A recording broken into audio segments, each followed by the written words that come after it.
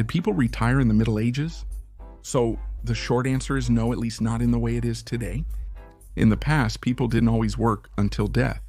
They devised well-regarded solutions, which I'll explain shortly. To start with, what we mean by retirement is the act of withdrawing, at least partially, from active life and continuing the main part of one's life.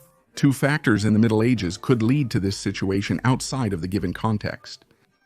The first is obviously the age of the person concerned. According to historians, one was considered old after passing their 50s or 60s. Life expectancy in the 13th century was around 50 years for all social classes, except for the poor peasants whose life expectancy was a few years less. But we are therefore far from a life expectancy of 30 years, as we sometimes hear. The second factor is clearly a person's ability to work. The fact that there was no real retirement age during the period, even when aging was considered, as we'll see, it frequently meant people kept working as long as possible. So the famous question arises, what happened once you were simply no longer able to work? Well, in the case of commoners, therefore, people who were not nobles, that is to say the majority of the population, and therefore most of our ancestors, the children had to take care of their parents. So, I should clarify right away that these were not laws, with a few local exceptions, but rather a social norm that was aided by certain religious recommendations that were implemented in very diverse ways in practice. These elderly people still contributed to the life of the family and their community, but in a different way. As a result, they were all regarded as types of living archives and consulted as such. As for the women in particular, they regularly took on a role of support and assistance for the younger women, their family, and their community when they could. In parallel, they were considered normal, with variations throughout the Middle Ages, a period spanning several centuries. Therefore, it was considered normal for those who could to set resources aside, exactly in preparation for this life stage and moment, as still happens in some countries worldwide.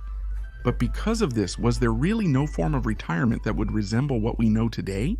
Yes, but it varies significantly depending on the population. For peasants, there were two main models with local variations. This was when an individual reached an age that hindered their ability to continue working effectively. For the household parents, the first involved transferring some or all of their property to a child, typically a son, in exchange for which the said child essentially guaranteed shelter and food and also allocated a portion of the income thus generated to his parents. This, in fact, allowed them to retire and receive a pension. The second involved parents maintaining their assets to control the income, while handing over the manual labor to the child designated as the property's heir. And was it different whether you were in the city or in the countryside? Well, yes, in the case of urban commoners, so basically all those who were neither peasants nor nobles nor religious. The rural people lacked a certain particularity. Many urban workers were part of trade guilds or fraternities, and sometimes even all three at once, which were as much interest groups as they were social groups. These structures each had their own rules, raised kinds of contributions for their operation, and in many cases, a part of these contributions could be used to help a member of the group in difficulty or rendered unable to work. Elderly people who were no longer able to work were included and thus received what amounted to a retirement. There are also retirements in France beyond these social groups. For instance, the King of France, Philippe VI, continued to pay the salaries of his officers who could no longer perform their duties, thus offering a form of retirement. We can also take the example of Louis IX, who is better known as Saint Louis, who regularly gave charity to commoners who were not able to work due to illness or their age, in order to allow them to get out of the poverty in which they found themselves. It also happened that a lord would financially support the last years of life of his servants, his men-at-arms, and their family, providing a kind of retirement there as well. But all of this depended on the goodwill of a person, sometimes on customs and social norms, but not on laws. On the side of political authority, there are also, for the rural population, as much as the urban, exemptions from certain civil duties such as forced labor, tax exemptions, as well as exemptions from military obligations. Once one reached 60 or 70 years old, it's a logic that we find elsewhere throughout the medieval West. And if we didn't have children or anyone to take care of us, how did that work?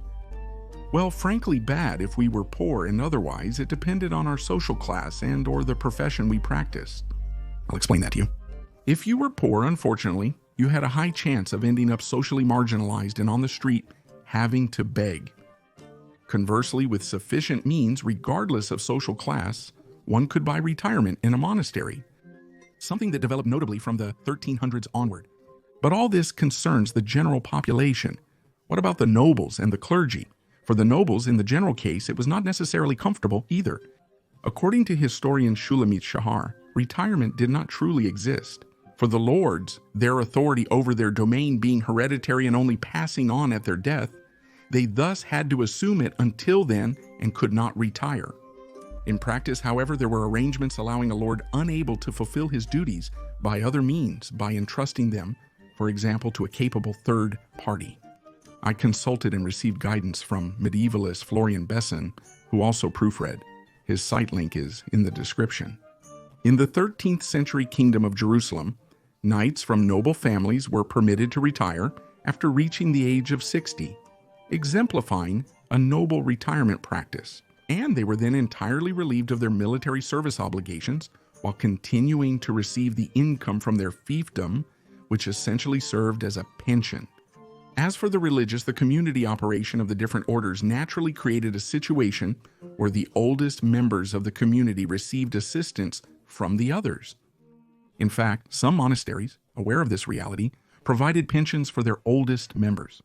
And on the side of the priests, who are therefore part of the clergy but not of a monastery, pensions were provided to avoid leaving them destitute once they could no longer work. I sincerely thank you for watching the video. Don't forget to like and subscribe. Of course, it's very important for the channel as it really helps us and it's free.